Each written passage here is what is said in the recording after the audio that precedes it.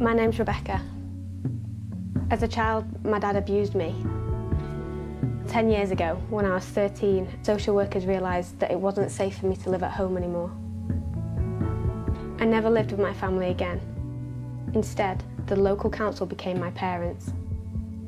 My life as I knew it stopped. Although I was safe from the abuse, I lost my family. There are thousands of people like me, children who grow up in other people's houses or care homes, and who, too often, end up homeless. He's basically getting evicted, so we need to get there now. I'm terrified. I don't want to be on the streets again. In trouble with the police. GBH, ABH, assault, criminal damage, whatever. Or selling themselves on the streets. And how long have you been doing it? From the age of 13 to 20. This is my story, and theirs. Something's gone seriously wrong, and I want to know why.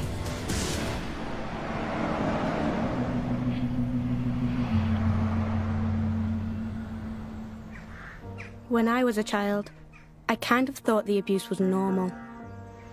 The older you get and more you know that it wasn't supposed to be that way, and it's not right for you to go home at night and fear the sound of your dad coming in drunk, or like hearing his footsteps up the stairs and like knowing you was going to get a smack for absolutely nothing.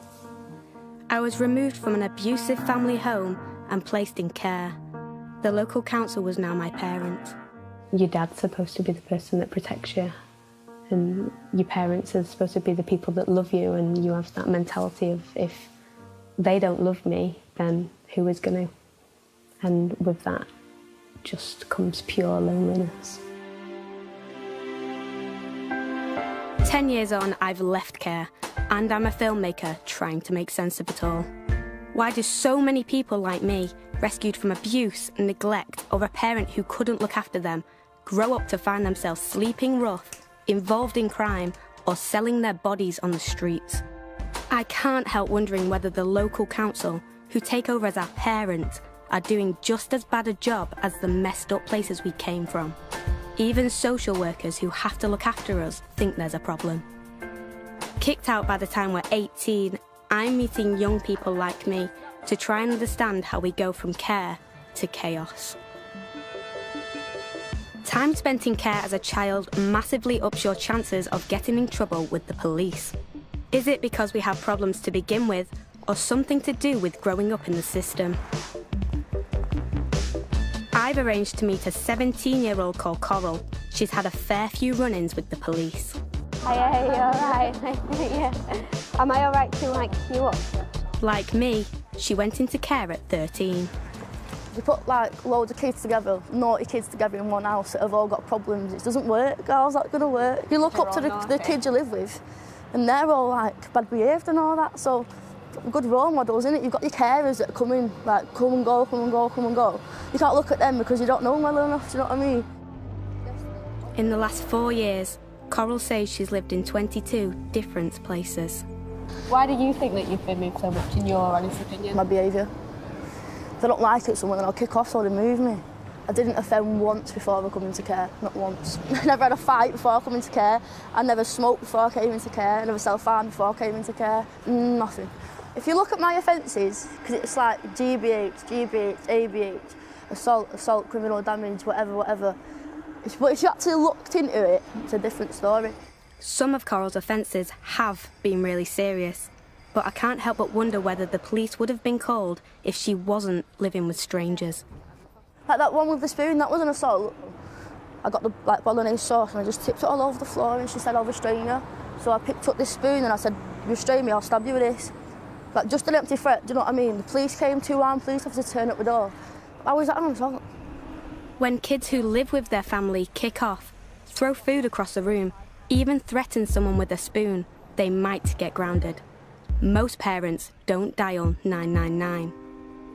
Coral's tough front has helped her survive, but I worry what will happen when she leaves care in less than a year with a long list of convictions behind her. Take care. It's easy to forget that she was a vulnerable 13-year-old when all this started. I remember how alone I felt. I felt for a long time that I didn't kind of deserve any better than what I was getting, and I felt like every slap or every argument or every bruise in a way was deserved, whether I understood why or not. Now I know that me and other kids who've been in care do deserve better, but too often we're not getting it and many end up homeless.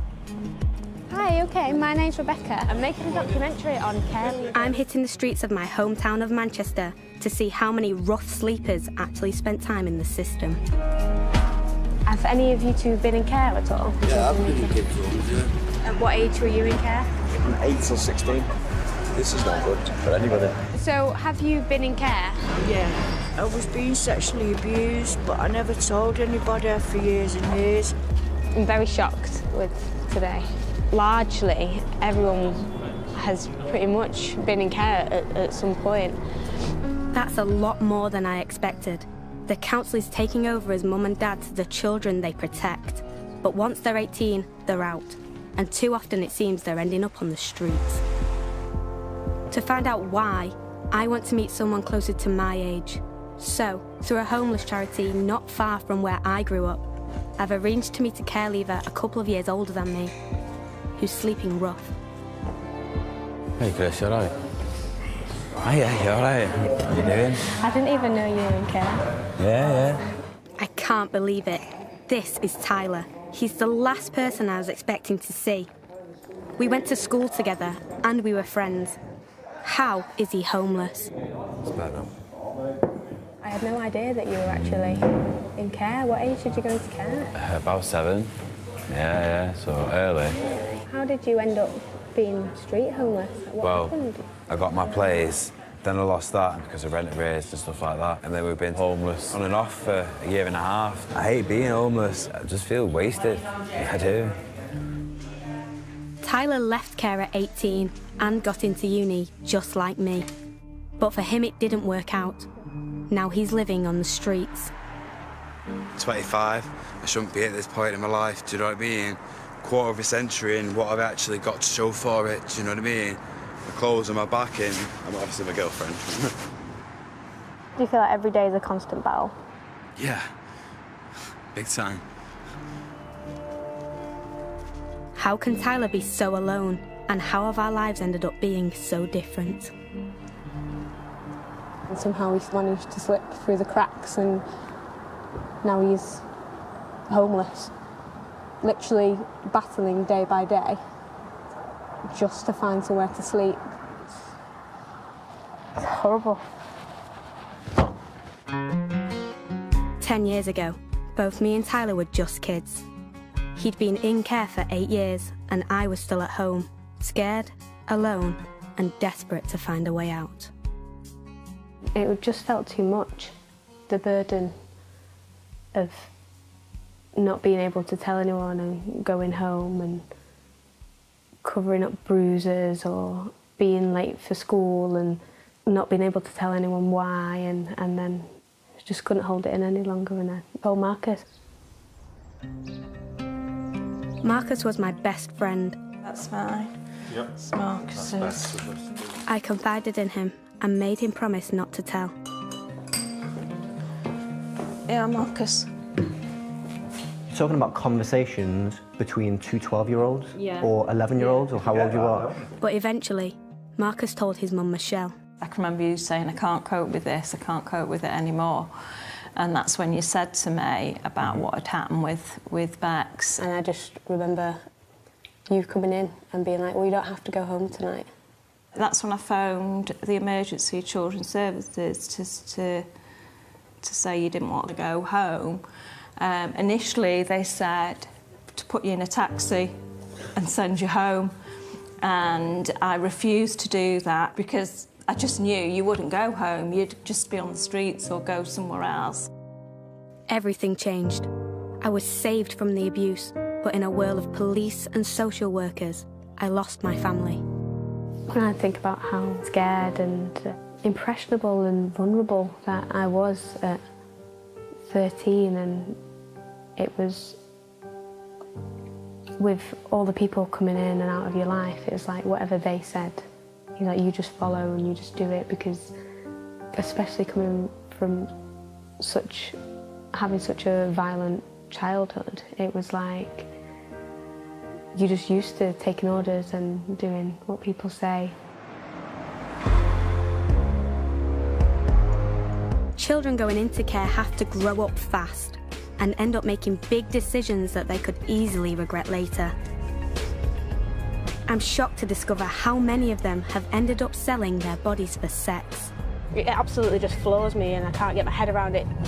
Like, every part of your body just doesn't want it to be true.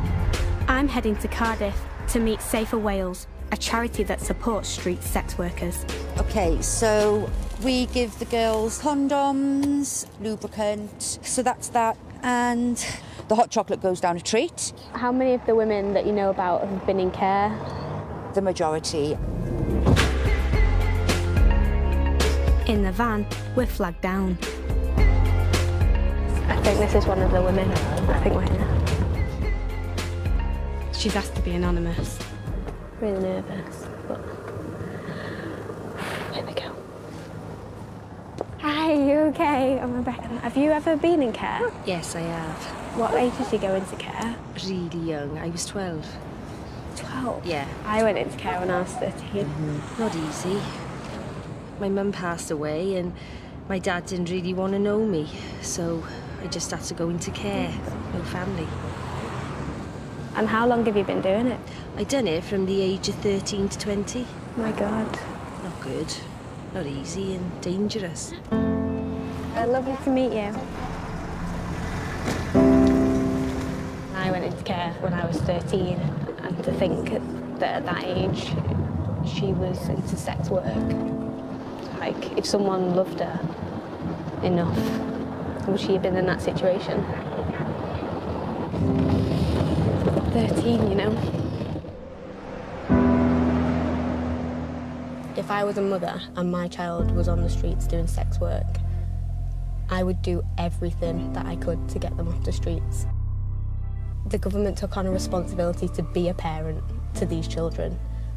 And your responsibility as a parent, they don't stop at age 16 or 18. So why have they stopped being cared for? Looking after us is the job of foster parents and children's homes. Surely it's down to them to stop vulnerable kids getting into these kinds of desperate situations. The number of kids in care is the highest it's been in over 30 years, and the system is feeling the strain. A lot of children need homes, and there are not enough.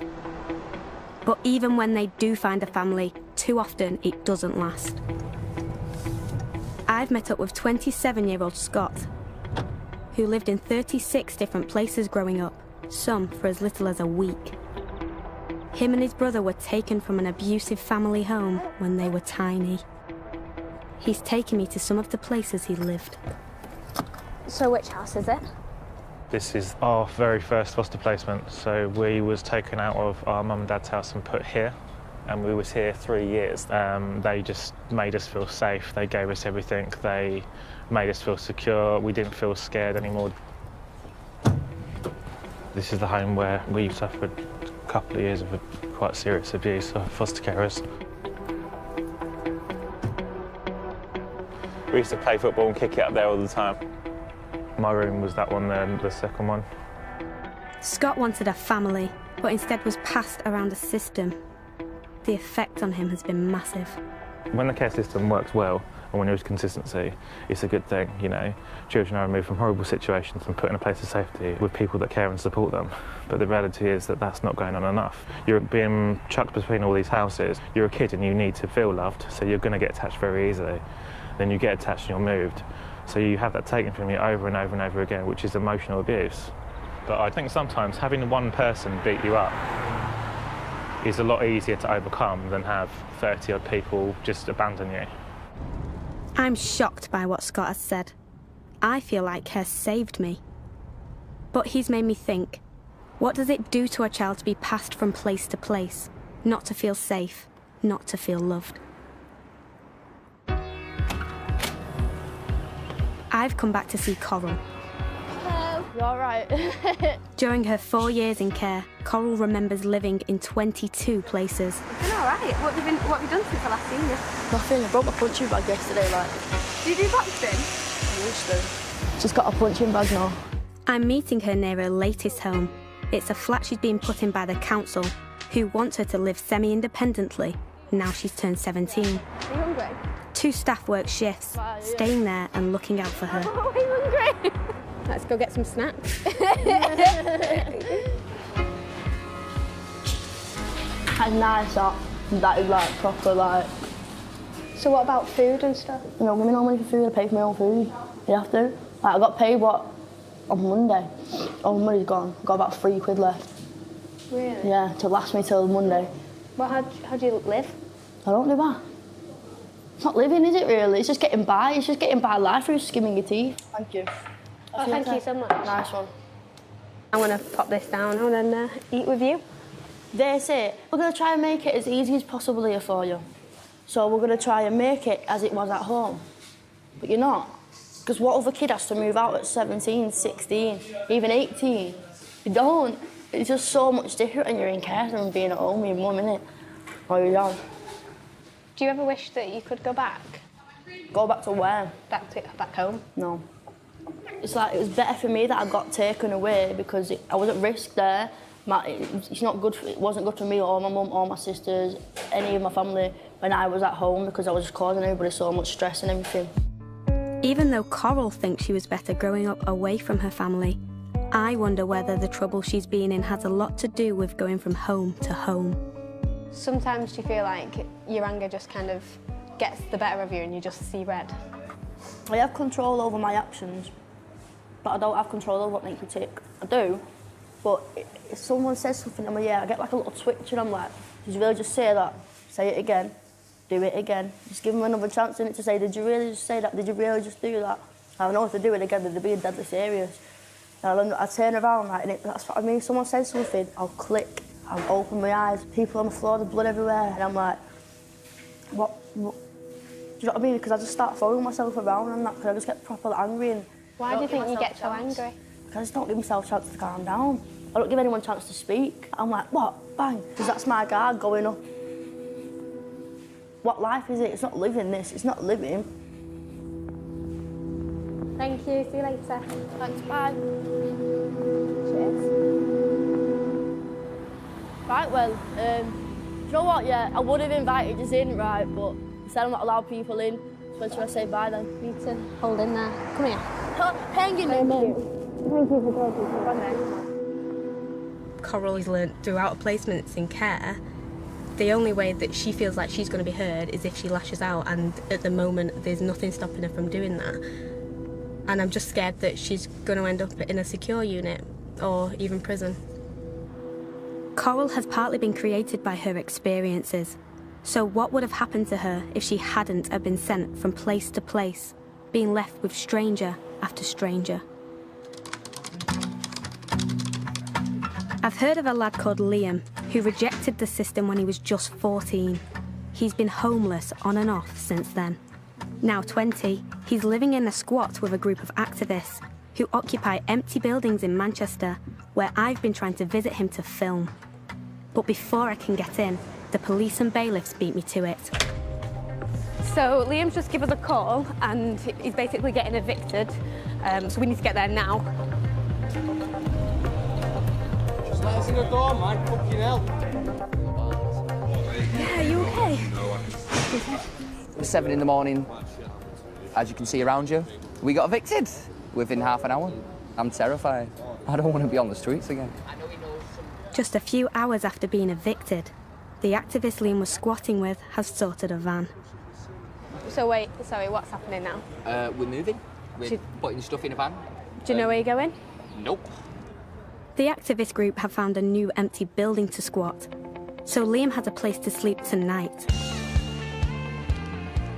And he's been persuaded to visit LifeShare, a local homeless charity, with his friend Matty, to find out about getting a more permanent home. You've got to be on it this time, guys, because the money is there. So what are you doing today, Liam? What's going on? Attempting to sort out housing and apply for viewings for houses. As Liam is 20, homeless and was in care, the charity should be able to get him a house with Matty and some friends. But Liam's not sure. It's in Moston, that. Fuck off. Excuse my French. So Moston's a no-go? Yeah, it's a no-go. Better than living in a squat, though. No, it's not. This one looks pretty good. It's in Middleton. Middleton's quite nice, my friend lives in It's North Manchester. My ex lives in Middleton, that's why I don't want to go there. I'm going to go for a cigarette, is that OK with you guys? Sorted. Right, Matty, have you got a lighter? While Liam is out having a cigarette, I take the opportunity to chat to support worker Mikey. Considering they've just been removed from a squat in Manchester, they're being quite fussy. They're being very fussy, you know, and the idea is we'll just go and get another squat. I would like them not to return back to the street, so I want them to be somewhere where they're happy, where they're comfortable. As a 20-year-old care leaver, in theory, there's more help on offer for Liam than other young people. I can't get my head around what's holding him back. Them houses, to me, look pretty amazing, to be honest. But yeah, I'm going to go and make myself a coffee and have a cigarette, so I'm just going to do one then. Once Liam's 21, the extra help he gets will begin to dry up. He needs to get sorted soon. So far, the group of activists he's been squatting with have looked out for Liam. But if anything changes, he could end up on the streets again. Like Tyler, my old friend from school. He's managed to get into a hostel where they've laid on emergency sleeping space in a porter cabin. But now it's 9 AM and he's back on the streets. Hello, you okay? Yeah, I'm not bad. Cold, innit? Yeah, it's absolutely freezing. The chaos of moving foster home pretty much every year as a child means Tyler has no support as he tries to get himself back on his feet. There we are then. After you? Oh, thank you. At 25, despite a troubled childhood in care, there's no duty for the local council, who took on the role of parent to help him out. As soon as I get to the age, not got a duty of care, literally. See you later, have a good life. But there should be more support. He's not seen by the government differently to any other homeless person. Hello, good afternoon. It's Tyler calling again. I'm just wondering where we're up to with the meeting, because apparently I'm all away. After living like this for 18 months, he's hoping a local housing association can help him out. Yeah, Tuesday afternoon I can do that. What am I expecting the outcome for that meeting? I'm not sure being constantly moved as a child really prepared Tyler for life as an adult. And now he's got no one to turn to. I thought our next step was we do this until we set up a meeting, we go to the meeting to discuss the options, we find a property that a landlord's willing to take on the case for, and then we move into our flat. I mean, no mention of clear off of arrears and stuff like that. Do you know what I mean? To look at Tyler's experience, if anything, it makes me angry. It's just a ridiculous cycle of care leavers being cut loose and then falling because they have no safety net. I feel like I'm running out of time, mate, I do. Even at 25, care leavers are not ready to be on their own. They're not ready. All right, mate, no worries. Thank you. Bye. It's just jargon and nonsense and, oh, do this, and then I get frustrated because you're not making any sense to me about what my options are and what my next step is and what I can do. Do you know what I mean? And you just need to pull the finger out their arse. Tell me that I've got to do all this, but then do nothing yourself. It's frustrating. It's annoying. I'm annoyed. I'm not going to lie, I'm really annoyed. Fuck him. Absolute fuck him. Well, I can't fuck him because I need them. And that's the sod's law of it. I need them.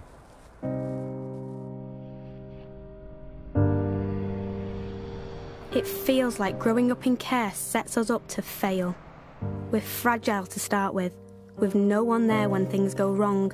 When we fall hard.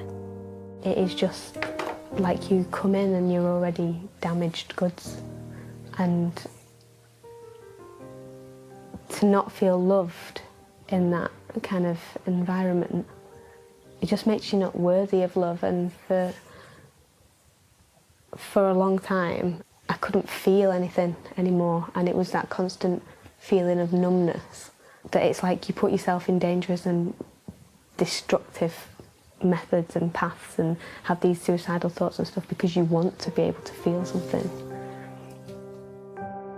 Once you get on a destructive path, it's hard to get off, and you start making bad choices that could affect the rest of your life.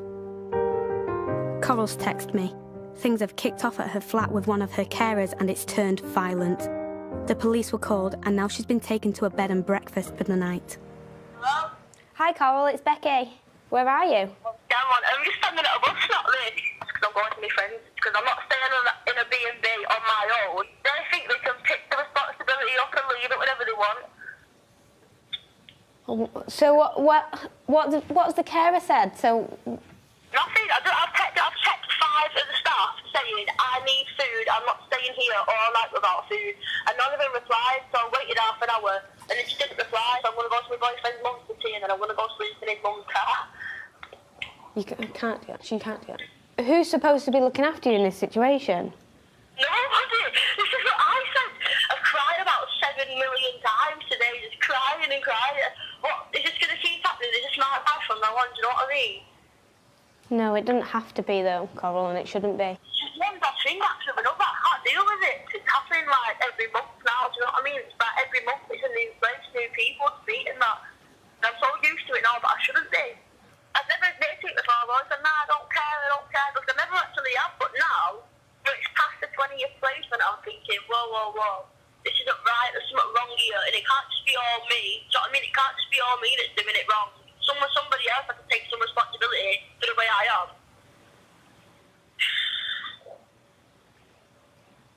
Coral, please, I know you're really worked up, but just try and stay calm, please. I am going to stay calm, I'm going to drink the wine and stay calm. Right, I'll speak to you soon. Thank you. Thank you, Coral. I'll see you later.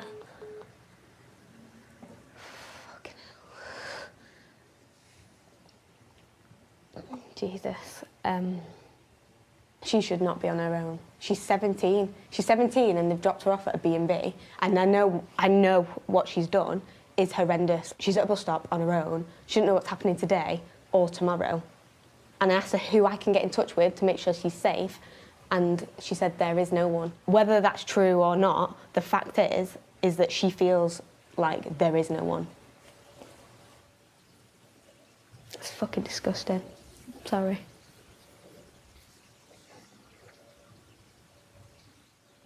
Half an hour later, I got another text from Coral. She was safe at her friend's. I really don't know what she's going to do next. It's been a week since I saw Liam. The person you're calling can't take your call. He didn't show up for the appointments the charity arranged, and I've struggled to get in touch with him. Keep rigging. Liam's life is so chaotic, and he's pretty unreliable.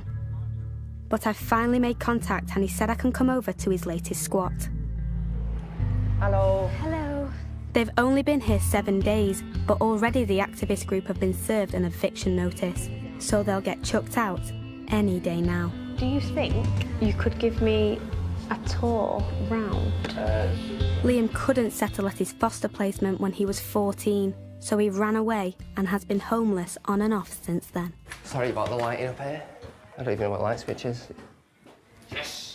I did have my own accommodation thanks to social services through the ages of 17 to 18, but then that property ended up with a lot of debt on my head because my housing benefits ended up stopped getting paid because I wasn't really too used to the job centre rota and stuff like that, and I got sanctioned. And then from there I just went, fuck it, put all my stuff in a sleeping bag and started a camp out on Market Street. With no family to fall back on, he slept rough in the city's centre. So where do you sleep? Where he was spat on, robbed and kicked. At least the squat is safe, with other people for company. So, which one's your bed? I share the room with 2 other people. It's normally pretty comfortable in here. You were getting half anyway, it's your tobacco. Some of the good things is the fact that we've got heat, we've got lighting, we've got somewhere to stay when it's cold. Cheers. But some of the bad things are, you've obviously got the inevitability of being evicted. How important is it for you to stay together with the people squatting? It's just a nice, happy family, which most care leavers have never had that. What else can I say? Now I understand why Liam's chosen this over the houses on offer. None of those are a home. The squat and the activists who live there are the closest to a happy family he's got, which is exactly what foster care should be. And that's what I had. After helping me get away from my abusive home, Marcus's family eventually became my foster family. It wasn't a job for us. It was just something that we did. How challenging was it for you guys to kind of make the decision that you wanted me to stay? Ooh. There were, I suppose, some challenges along the way of arguments between you and Marcus and the impact it had in school as well. And at times I did think, we can't carry on like this. It wasn't that almost, you know. Like, yeah, it gets to a point where you think this is actually affecting our family here, our family unit as it was. It sounds really daft, but we got used to it. And when we've made that decision, we're committed to whatever decision we make. And I think that's the way we saw it, wasn't it, at that particular... Yeah? Never had a chance to get out of it again, did we? No. But you wouldn't want to? No. Michelle and Simon didn't provide a placement, they gave me a home. Something many of the people I've met haven't been given.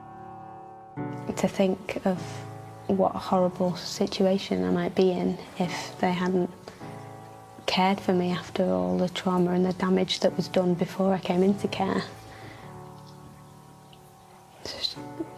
It's just kind of unthinkable, like where would I be without them, and just feel like an overwhelming sense of being grateful. You're trying that. Squeaky thing. But should someone in care feel grateful for a loving home? I don't think so. It shouldn't be the exception, it should be the rule. For years, governments have made big promises saying things will get better. There's supposed to be more support and extra cash, but it's definitely not getting through to everyone who needs it. And one big thing that has not changed, the age that we have to leave and stand on our own 2 feet. I've come to see Scott again. He's using his horrendous experiences in care to improve other young people's lives. I was taken into care when I was 6 months old. My time in care was extremely traumatic. It was a complete mess, to be honest, and I had a high number of placement moves. It tends to be that the more placement moves a child has, the worse their behaviour becomes, and also the worse their outcome is as well.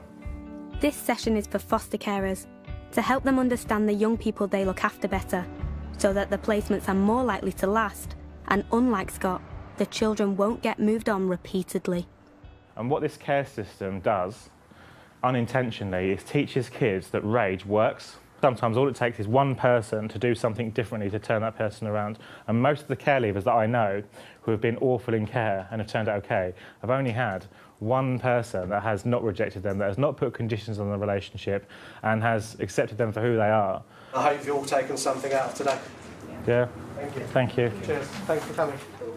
The system is a conveyor belt, and it can be stopped by helping people understand the impact of moving kids on, but also give them the skills they need to keep kids in placement, because these kids, they can be very difficult, they can be very draining, relentless, it is hard.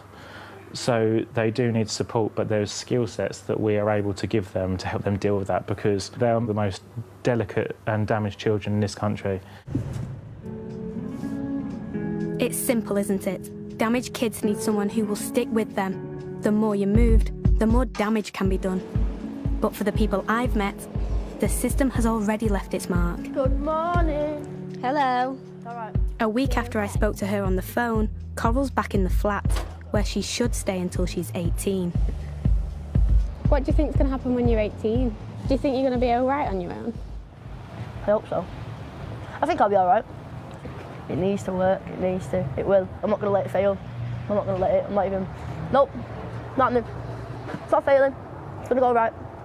Do you worry that if you lose your temper once you turn 18 that it might end up going too far, and because you're 18 you might end up in prison? Yep, 100% I do, but so far I have kind of got away with it because I've not been in a position where I've had to go to prison And in that sense, I am quite lucky. But when I turn 18, it'll be a completely different story, because I won't just be some kid. I'll be an adult.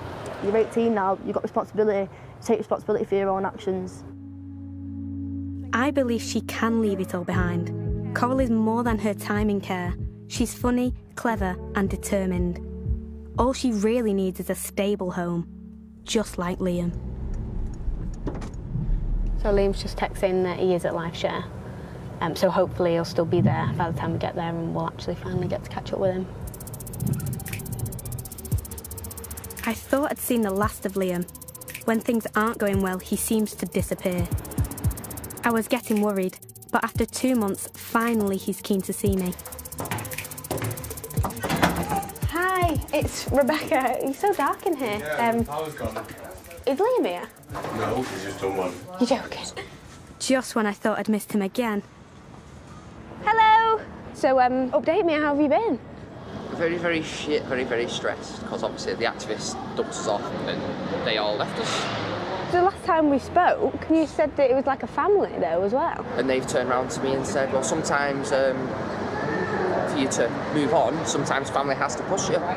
They said that? Yeah, sometimes you have to be away from your family to move further on. So I turned around and it's like, well, I left my family in a building far away from me and look where I am.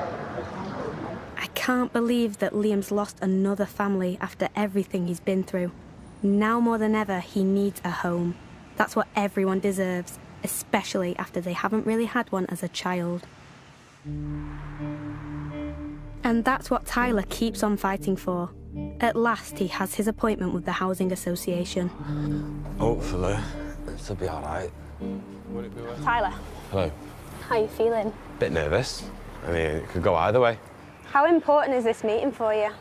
Very. I mean, obviously, it decides what the next step is, decides what the next plan is, where do we go from here. What I think positive it's going to be all right, but I feel like I'm going to go in here now and I'm going to get a massive reality check. Who knows? Tyler's reality has been that even the smallest mistake can have huge consequences after you've been in care. Yeah, fingers crossed, wish me luck. Tyler just wants to live. His outcomes for today is either he makes a step towards getting that and he makes a step towards creating a future, or he's just going to be stuck in this horrific spiral and probably again end up homeless. Just under an hour later, Tyler and Sophie are out of their meeting. For everything, you're absolutely amazing. See you later, Joe. So, yeah. Hello, how was it? It was really good. Explained the process and they've done a couple of referrals, so I need to do like the credit union and tenancy training and stuff like that, which is obviously is going to help me in the long run because I can manage stuff better and budgeting and I'm going to sleep a little bit better tonight. Just a little bit.